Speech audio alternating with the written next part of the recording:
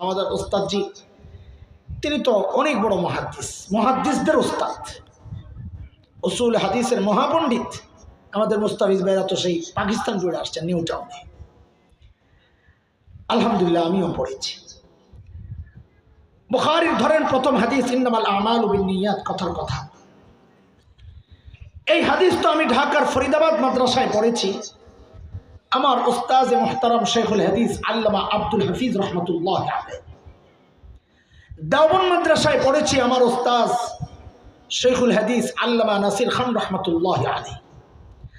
আমার এই দুই উস্তাদের উস্তাদ একজন শেখুল আরব ওয়াল আজম হযরত হুসাইন আহমদ মাদানী নওয়াল্লাহু মারকাদা। তার উস্তাদ ছিলেন শেখুল হিন্দ মাহমুদ হাসান দেওবন্দি রহমতুল্লাহ আলাইহি।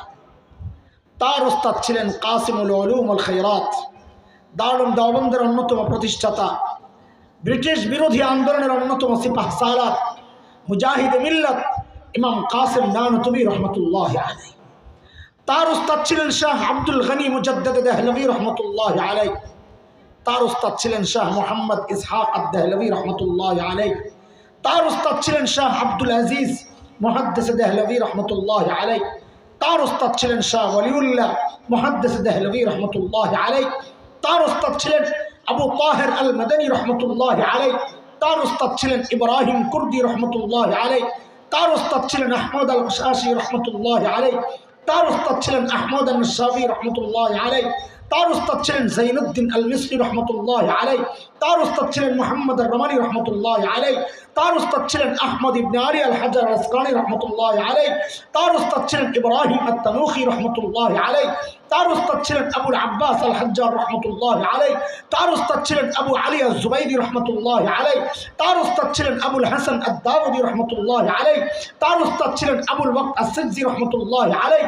তার উস্তাদ ছিলেন আবু মুহাম্মদ আস-সারখসি রহমতুল্লাহ আলাইহি। তার উস্তাদ ছিলেন আবু আব্দুল্লাহ ফিরাবি রহমতুল্লাহ আলাইহি। তার উস্তাদ ছিলেন মুহাম্মদ ইবনে ইসমাঈল ইমাম বুখারী রহমতুল্লাহ আলাইহি। তার উস্তাদ ছিলেন হুমায়দি রহমতুল্লাহ আলাইহি। তার উস্তাদ ছিলেন সুফিয়ান আস-সাওরি রহমতুল্লাহ আলাইহি। তার উস্তাদ ছিলেন ইয়াহইয়া ইবনে সাঈদ আল আনসারী রহমতুল্লাহ আলাইহি। তার উস্তাদ ছিলেন মুহাম্মদ ইবনে ইব্রাহিম আত-তাইমি রহমতুল্লাহ আলাইহি। তার উস্তাদ ছিলেন আলকামা ইবনে ওয়াক্কাস আল-লাইসি রহমতুল্লাহ আলাইহি। তার উস্তাদ ছিলেন উমর ইবনুল খাত্তাব রাদিয়াল্লাহু আনহু। তার উস্তাদ ছিলেন মুহাম্মদুর রাসূলুল্লাহ সাল্লাল্লাহু আলাইহি ওয়াসাল্লাম।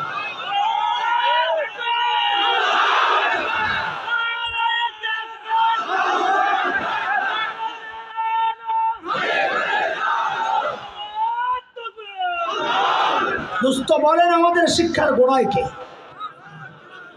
বলেন বলেন। এই জন্য মাঝে মধ্যে যখন এই শিক্ষা ব্যবস্থার বিরুদ্ধে কাউকে চক্রান্তে মারতে দেখি, একা একা মিটি মিটি হাসি আর আফসোস করি, আহারে বোকার দল, আগুনের মধ্যে মুখ লাগায়া বুঝি কেউ আগুন নিভাতে যায়।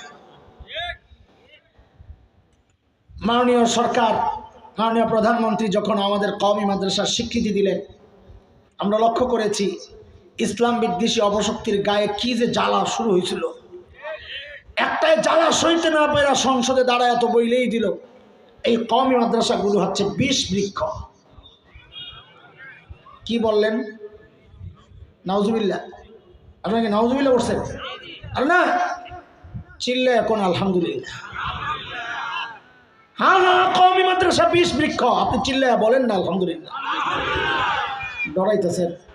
আরে আসি তো রে ভাই, বলেন হ্যাঁ কওমি মাদ্রাসা বিষ বৃক্ষ, বলেন আলহামদুলিল্লাহ। কেন মিলতেছে না তো হিসাব আপনাদের জন্য বলতে পারতেছেন না, পরে ঠিকই বলবেন ইনশাআল্লাহ। লবণ চিনেন? লবণ খাবারের এক জরুরি আইটেমের নাম।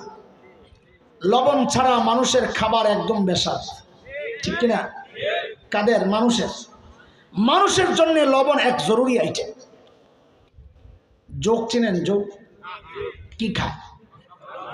যোগ কি খায়?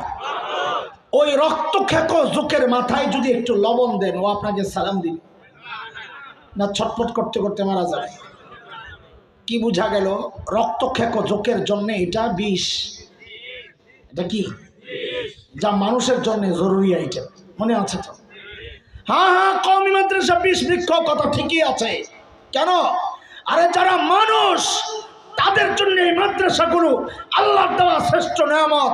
কিন্তু যারা মানুষের রক্ত চুষে চুষে সম্পদের পাহাড় গড়ে, ওদের জন্য তো জরুরি আইটেম না, ওদের জন্য তো বিষ বৃক্ষ, কথা তো ঠিকই আছে।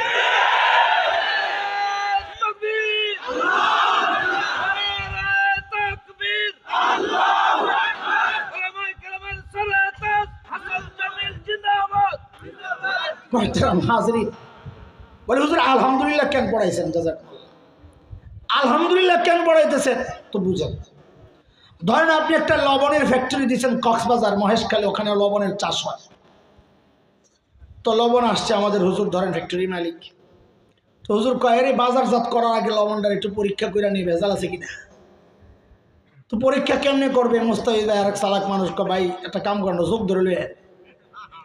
তো যোগ আইনা টেবিলের উপর রাখছে, লবণ একদলা দিছে, দেখে যে যোগ লাফাইতে লাফাইতে যায় না, মরে না। কি বুঝবেন লবণ ভেজাল না সলিড? বলেন ভেজাল না সলিড? আর যদি লবণটা দেওয়ার সাথে সাথেই দেখেন এই যোগটা ছটফট করতে করতে সাথে সাথে শেষ, কি বুঝবেন লবণ সলিড না ভেজাল? তখন নাউজুবিল্লাহ পড়বেন না আলহামদুলিল্লাহ, যে আমার ফ্যাক্টরির মালটা কি সলিড, কি এই জন্যে নাউজুবিল্লাহ না আলহামদুলিল্লাহ। তো ওই আলহামদুলিল্লাহ তো বের করতে চাইতেছি, করেন না। ওদের গায়ে যেহেতু জ্বালা শুরু হয়েছে, ইসলাম বিদ্বেষীদের গায়ে যেহেতু জ্বালা শুরু হয়েছে, বোঝা গেল এই মাদ্রাসায় আমাদের খেদমত ঠিকঠাক মতো চলছে। আমরা ভেজাল জিনিস সাপ্লাই দিচ্ছি না, আমরা আসলটাই সাপ্লাই দিচ্ছি। এইবার তো কোন জোরে আলহামদুলিল্লাহ। আপনারা তো ডরে আলহামদুলিল্লাহ কোন না, যে ইমানটা না জায়গা শেষে কোন বিপদে থাকে। আল্লাহর হাবিব সাল্লাল্লাহু আলাইহি ওয়াসাল্লাম ওই দুই মিশনে যখন মেহনত শুরু করলেন ওই বর্বরদের উপর, আহারে বর্বরগুলো এখন আর বর্বর নাই, ওদের পরিচয় পাল্টায়া গেছে। বলে নতুন পরিচয় বলেন, বলে আমি কি বলবো? নবীকে জিজ্ঞেস করো, আল্লাহকে জিজ্ঞেস করো। নবীকে জিজ্ঞেস করলাম, ইয়া রাসূলুল্লাহ, ওই বর্বরদের নতুন পরিচয় বলেন। আল্লাহর নবী বলেন, খায়রুল কুরুনি করনি। এরা আর বর্বর নাই, এরা মানব ইতিহাসের শ্রেষ্ঠ মানুষ হয়ে গেছে। আল্লাহকে জিজ্ঞেস করলাম, মালিক ওই বর্বরদের নতুন পরিচয় বলেন। আল্লাহ জানায়া দিলেন, সীমাহুম ফি উজুহিহিম মিন আসারিস সুজুদ। আল্লাহ বলেন ওদের চেহারার মধ্যে সেজদার চিহ্ন দেখবা। বলে আল্লাহ সেজদার চিহ্ন তো বাহির দিয়া, তার মানে বাহিরে ফিটফাট আবার ভেতরে সদরঘাট কিনা? আল্লাহ বলেন না না না, আমার নবীর সাহাবীরা বাহিরেও এক নাম্বার, ভেতরেও এক নাম্বার। কারণ আমি ওদের কলবের পরীক্ষা নিয়েছি, ওই পরীক্ষায় ওরা পাস। কার কথা? আল্লাহ বলছেন, উলাইকাল্লাযীনা ইমতাহানাল্লাহু কুলুবাহুম লিত্তাকওয়া লাহুম মাগফিরাতুন ওয়া আজরুন আযীম। আচ্ছা শুনেন, রাত তো অনেক হয়েছে, কথা গুছাইতে সময় লাগবে, এই জন্য কথাগুলারে একটু গুছাইয়া দিই, ছোট করি, যেন আপনাদের মনে রাখা সহজ হয়। ছোট করে দিব, গুছাইয়া দিব তিন কারণে। বলেন কয় কারণে? এক নাম্বার, যেন বুঝা সহজ হয়। দুই নাম্বার, মনে রাখা সহজ হয়। তিন নাম্বার, বাড়ি নেওয়া সহজ হয়। কটা বললাম? এক নাম্বার বুঝা সহজ হয়, দুই মনে রাখা, বুঝলে তো মনে রাখতে পারবেন, তাই না? তিন, মনে রাখলে কই নিয়ে যাওয়া যাবে? বাড়ি নেওয়া যেন সহজ হয়। না বাড়ি নিবেন না? আজকে আপনি আঙ্গু আজাম করে দিয়ে দেবেন না, নিবেন? বাড়ি নিবেন কি আসলে? আপনাকেও আমাদেরও দুর্ভাগ্য, বাড়িতে নিবেন কি? আমরা দেই বয়ানে আজান, তো আপনি আজান আর কি নিবেন? আমরা দেই বয়ানে গজল, তো আপনি গজল আর কি নিবেন? তো বয়ান মাঠেরটা মাঠেই থাকে, আপনি যেই আগের মতোই থাকেন। আমাদের জন্য এটা দুর্ভাগ্য, আমরা আপনাদেরকে দিতে পারি না, আপনারা নিতে পারেন না। তো আজকে যেহেতু আমাদের বড়রা আছেন এখানে, তাদের বরকতে আমরা নিয়ত করি পাক্কা যে কিছু নিয়ে যাবো ইনশাআল্লাহ। পুরা বয়ানটাকে আপনাদেরকে একটা সুতায় গেঁথে দিই,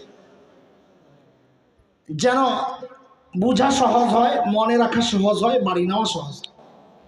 তো এই জন্য বলেন আজকে টোটাল বয়ানটা এতক্ষণ যা করেছি, সামনে যা কথা বলবো, ইনশাআল্লাহ। টোটাল বয়ানটা 6 কথার বয়ান। বলেন সবাই, বলেন সবাই, সবাই মুখস্থ করতে হবে, কথা মুখস্থ করা লাগবে। বলেন কয় কথার বয়ান? 3 কথা হচ্ছে সাহাবীদেরকে নিয়ে, আর 3 কথা হচ্ছে আমার মতো জাহেলকে নিয়ে। সাহাবীদেরকে নিয়ে 3 কথা কি আমি বলবো, আমার সাথে সাথে আপনারা বলবেন, জবাব দিয়েন না। আমি যা বলি হুবহু ওইটাই বলবেন। বলেন ওরা ছিল কি? সবাই বলেন ওরা ছিল কি? অবাক হওয়ার মতো একটা ভাব নিয়ে বলেন হইল কি?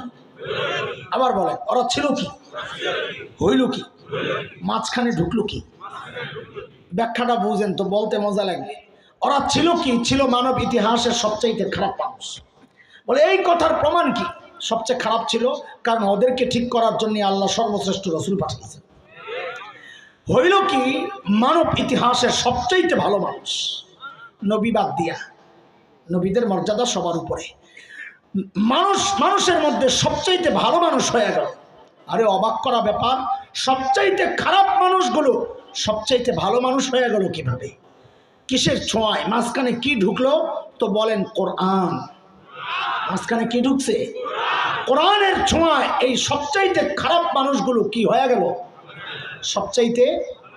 এবার বলেন তো, মজা লাগবে বলতে, ওরা ছিল কি? হইল কি? মাঝখানে ঢুকলো কি? এবার আমাদের 3 কথা খুব ভালো করে মনোযোগ দিয়ে বুঝেন। সাহাবায়ে কেরাম যে কোরআন ধরে মানব ইতিহাসের শ্রেষ্ঠ মানুষ হয়ে গেল, আমরা ওই কোরআন ছাড়লাম।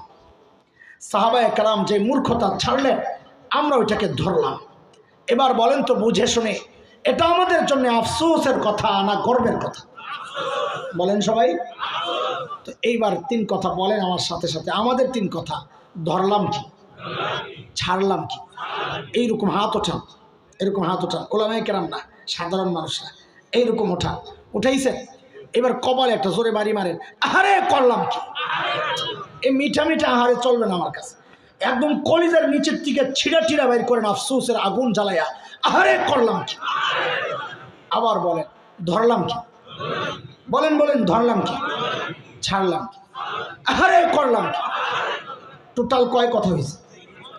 টোটাল 6 কথা। সাহাবীদেরকে নিয়ে কয় কথা? আমাদেরকে নিয়ে কয় কথা? বলেন সাহাবীদের 3 কথা বলেন। ওরা ছিল কি? হইল কি? মাঝখানে ঢুকলো কি? আমরা ধরলাম কি? ছাড়লাম কি? আহারে করলাম কি? এই টোটাল বয়ানের সার কথা এটা। এবার ব্যাখ্যায় যাই তো আপনার মনে রাখা সহজ হবে, বোঝা সহজ হবে, মনে রাখা সহজ হবে, বাড়ি নেওয়া সহজ হবে। কোথাও যায় যদি দেখেন বক্তা আসে নাই, তো কবেন না আমার একটা ওয়াজ মুখস্থ আছে করে নাই, পারবেন না ইনশাআল্লাহ? হ্যাঁ হ্যাঁ হ্যাঁ, ঠিক আছে। মানুষগুলো ছিল কি হইল কি দেখেন দোস্ত, একটা উদাহরণ দেব ইনশাআল্লাহ। কি মানুষ কি হয়ে গেছে মাথায় রাখতে হবে। এরা কারা? যারা একটা পয়সার জন্য মানুষ খুন করত, তাদের আলোচনা হচ্ছে। কোরআনের ছোঁয়ায় ওই পরিবর্তিত মানুষগুলোর এখন নতুন রূপটা একটু দেখেন। আল্লাহর নবীর একজন সাহাবীর কথা আপনাদেরকে শোনাতে চাই। দেখেন, গাল গল্প বানোয়াট কাহিনী বলে বলে সময় নষ্ট করার সময় আমাদের হাতে নেই। আসল আর জরুরি কথাগুলো বলেই তো টাইম শেষ হয়ে যায়। কাজেই বানোয়াট কোনো কথা গল্প আপনাদেরকে শোনাচ্ছি না। আরবের এক বিখ্যাত লেখক আব্দুর রহমান রফাত বাশা রহিমাহুল্লাহর গোটা আরবে সমাদৃত সাহাবাদেরকে নিয়ে এক লেখা কিতাব সুয়ারুম মিন হায়াতিস সাহাবা, ওই কিতাবের প্রথম ঘটনা আমি এখন আপনাদেরকে যেটা শোনাতে চাচ্ছি। আল্লাহর নবীর এক সাহাবী হযরত সাঈদ ইবনে আমির আল জুমাহি রাদিয়াল্লাহু আনহু মুসলমান হয়েছেন একটু দেরিতে। আমি কি বুঝাইতেছি এখন? ওরা ছিল কি হইল কি বুঝাইতেছি, বুঝে আসছে না কথা? মুসলমান হয়েছেন একটু দেরিতে, কিন্তু দেরিতে মুসলমান হলেও তার ইসলাম ছিল বড় পাক্কা। কতটা পাক্কা? সাইয়েদনা ওমর যখন খলিফা, ওমর নরম মানুষ ছিলেন না গরম? কত গরম! ওমর আর আবু বকর রাদিয়াল্লাহু আনহুম সম্পর্কে আসছে। সাইয়েদনা আবু বকর যখন ঘর থেকে বের হতেন, তো বাচ্চারা চারদিক থেকে ছুটে আসতো। কেউ হাত ধরতো, কেউ জামা টাইনা ধরতো। আবু বকর কারো গাল টান দেয়, কারো কান টান দেয়, কারো নাক টান দেয়, কারো মাথায় ধরে আদর করে দেয়, কাউকে বকে নেয়। এইভাবে আবু বকর চলছে। আর সাইয়েদনা ওমর যখন ঘর থেকে বের হতেন, রাস্তার এই মাথায় ওমর, ওই মাথায় দাঁড়ায়া দুইজন কথা বলছে। যেই দেখছে ওমর বের হয়েছে, আস্তে করে দুইজন দুই দিকে গেছে। নবী আলাইহিস সালাম কি বলেছেন? ওমর যেই রাস্তা দিয়ে চলে, শয়তান আর ওই রাস্তায় থাকে না, আরেক রাস্তায় চলে যায়। ফ্যানটা ঘুরাইতে হবে, ফ্যানটা বাতাসে আওয়াজ চলে যায়। ফ্যান ঘুরাও। তুমি বুঝো না এটা? বলবা না যে আওয়াজ নষ্ট হয় ফ্যান দিলে। না, কোনো বাতাস বাতাস চলবে না। ঘামলে আমার কষ্ট হবে, কিন্তু আপনারা আমারে আরাম দিতে গেলে বয়ান নষ্ট হবে। কোনটা লাগবে আপনাকে? কোন? আমার কষ্ট হোক, বয়ান নষ্ট না হোক।